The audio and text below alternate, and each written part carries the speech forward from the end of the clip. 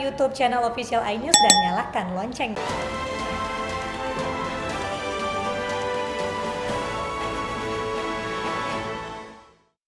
Ya, pemirsa, Presiden Jokowi hari ini dikabarkan akan melantik 2 pejabat negara setingkat menteri dan seorang kepala lembaga. Reshuffle kabinet terbatas setelah DPR menyetujui pembentukan dan peleburan kementerian di Kabinet Indonesia Maju.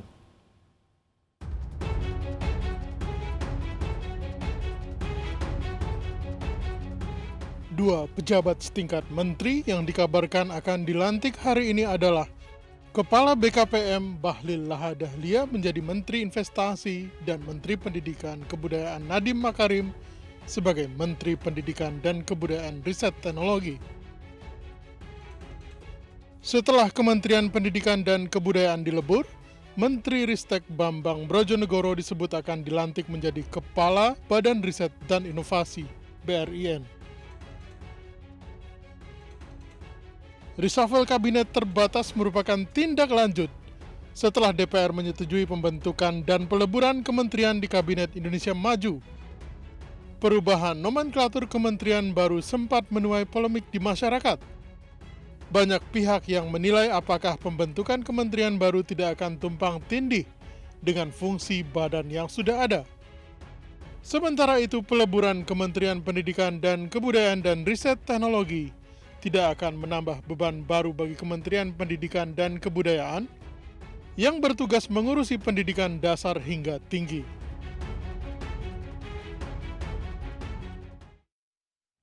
Sebelum dilantik, Kepala Badan Koordinasi Penanaman Modal Bahlil Lahadalia menanggapi rencana pembentukan Kementerian Investasi. Ya, Bahlil mengaku tidak memiliki kewenangan atau intervensi terhadap Kementerian Investasi tersebut. Menurutnya, pembentukan kementerian baru merupakan kewenangan dari Presiden Joko Widodo.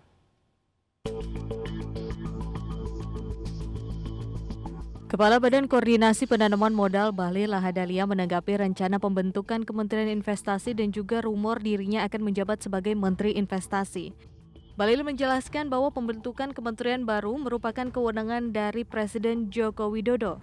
Bahlil mengaku tidak memiliki kewenangan atau intervensi terhadap Kementerian Investasi tersebut.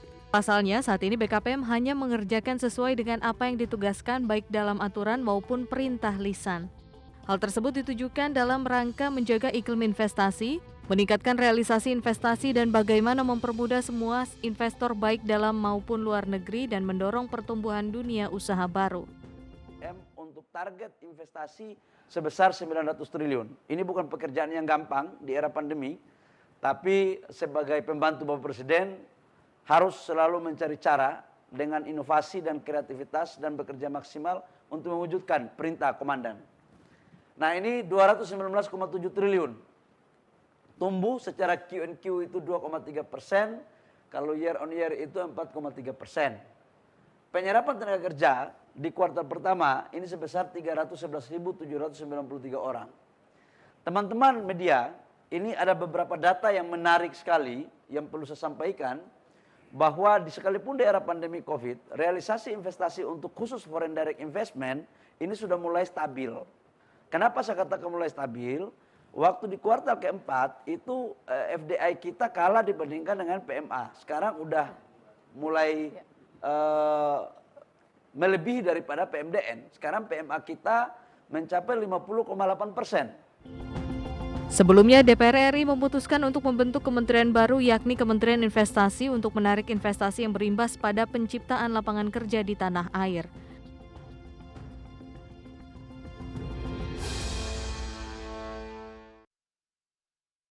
Larangan mudik yang diberlakukan pemerintah berdampak pada perusahaan angkutan umum. Informasi selengkapnya sesaat lagi, pemirsa, tetaplah bersama kami di Ais Pagi.